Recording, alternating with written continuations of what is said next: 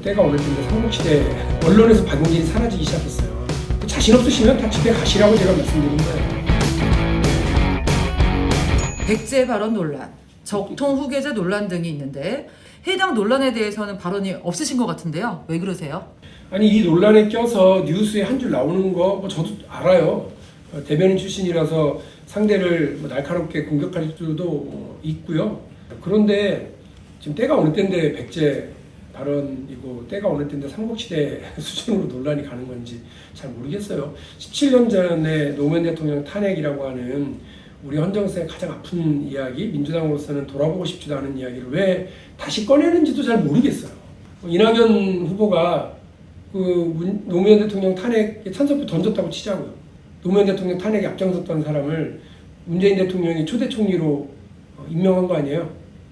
누구 욕하시려고 지금 그런 얘기를 하고 있는지 모르겠어요. 그리고 우리 당의 대표를 지내셨잖아요. 우리 민주당이 그분을 당대표로 선출했다고요. 그 제 얼굴에 침 뱉는 거라고 저는 생각합니다. 이재명 후보가 그래요. 막 정말 욕설 논란도 있고요. 사생활과 관련해서 여러 논란도 있어요. 그렇다고 치자고요. 공천 줬잖아요, 민주당이. 근데 그거를 다시 꺼내서 누구 좋으라고 지금 그 논란을 합니까? 본선에 박용진이 올라가면 상관없지만 이재명 후보나 이낙연 후보가 올라갔다고 생각해보세요. 우리 후보 공격하라고 포인트를 잡아주고 있는 건 아니에요? 적절치 않아요. 저 그런 논쟁에 일도 끼고 싶은 생각 없고요. 우리 민주당 경선 어렵게 만들어낸 이 무대에 저는 우리 국민들에게 4차 산업혁명의 미래를 끌고 나갈 수 있는 리더십이 있는지, 그런 비전이 있는지, 그런 준비가 되어 있는지 이거를 보여드리기도 바쁘다고 생각합니다. 그런 네거티브 논쟁 관심 없고요. 준비되어 있는 비전과 정책과 공약을 말씀드리고 싶습니다. 어렵게 저 이 무대에 올라왔어요. 그리고 무려 4억이나 되는 돈을 우리 국민들께서 모아주셔서 이 기회를 잡았어요. 이 마이크를 쥐고요. 제 실력을 가지고 노래를 정말 땀을 흘리면서 열정적으로 노래하고 싶습니다. 제가 준비한 노래를 하기 전에 그 마이크를 잡고 남을 욕하는 거?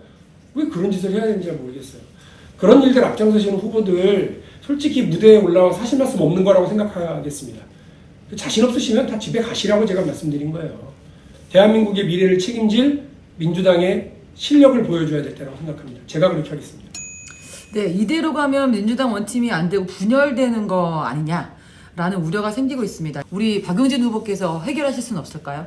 지난번 방송 토론 때도 그랬고 그 뒤에 이런 논란들이 계속될 때 제가 아무 말도 안 하니까 언론에서 박용진이 사라지기 시작했어요. 근데 이런 말싸움에 껴서 언론에 나본들 무슨 의미가 있겠나 싶어서 저는 안 낍니다. 앞으로도 안 할 거예요. 그리고 계속해서 정책 얘기를 할 겁니다. 청년 1인 주거와 관련된 주거 지원 정책을 어떻게 할 건지 고민하느라고 주말을 이용해서 광진구에 다녀왔고요. 청년 주거 활동을 하시는, 지원 활동을 하고 계시는 여러 단체들과도 만났습니다. 정책으로 국민의 삶을 바꾸고 제가 마련한 비전을 가지고 대한민국의 미래를 바꾸려고 합니다. 근데 박용진이 조금 지나 보니까 이런 말싸움과 논쟁, 네거티브 논쟁에 끼지 않고 정책적으로 준비한 얘기를 하면서 뭔가 한 포인트 따가더라. 박용진 지지율도 오르더라. 이래야 다른 후보들이 정신 차리지 않겠어요? 네, 여러분 박용진을 지지해 주십시오. 그게 네거티브 논쟁을 종식시키는 가장 빠른 길입니다. 그거 해봐야 하나도 지지율 변동에 도움이 되지 않더라. 박용진이 그 와중에 다 정책 중심으로 점수 따가더라. 이런 걸 보여줘야 되거든요. 언론인들도 조금 그 보도의 방향 이런 것들을 좀 다르게 해주셨으면 하는 바람도 있습니다. 정책만이 살 길이다. 박용진 후보께서 생각하는 재난지원금의 의미 그리고 방향성 어떤 식으로 지급되어야 하는지에 대해서 얘기해 주시면 좋을 것 같습니다. 당론으로는 100% 주자. 그런데 또 정부하고 협의하다가 88%로 됐다. 이렇게 듣고 예산안이 통과됐습니다. 그러나 지속적으로 제가 생각하는 건 재난지원금은 재난지원금이다. 재난지원금은 복지정책이 아니에요.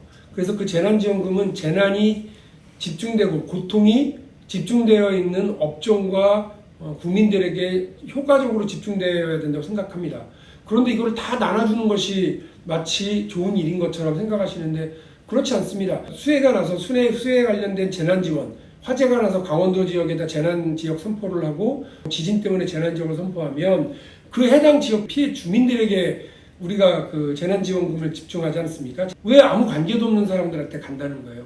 코로나 특성상 많은 국민들이 고통받기는 했지만 코로나 재난에도 불구하고 자산 부자들, 부동산을 가지고 있거나 주식을 가지고 있는 분들은 엄청나게 돈을 벌었고요. 골목길 자영업자들은 몇 달째 정부 방역 지침 때문에 손님을 받지를 못해서 지금 다 말라 죽어가고 있습니다. 그분들에게 더 피해가 집중된 분들에게 더 집중된 지원을 해드리는 것이 재난지원금이라고 하는 성격이 맞다고 봐요.